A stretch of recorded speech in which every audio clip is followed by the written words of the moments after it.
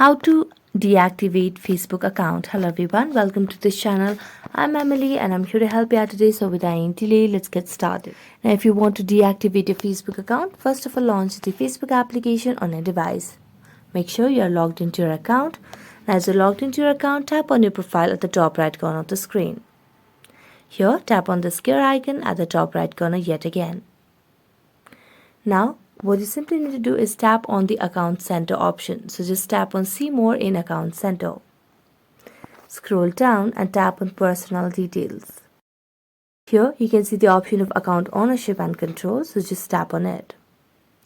Then tap on Deactivation or Deletion option over here. So when you tap on it, tap on the profile as well. Now if you want to deactivate your account, simply tap on the option of Deactivate Account and then tap on Continue. Here, pages and additional Facebook profiles that will also be deactivated. So tap on Continue and you just have to enter your password over here and then tap on Continue, and then you'll be able to deactivate your Facebook account. So that's it. Thank you so much for watching this video. See you next time.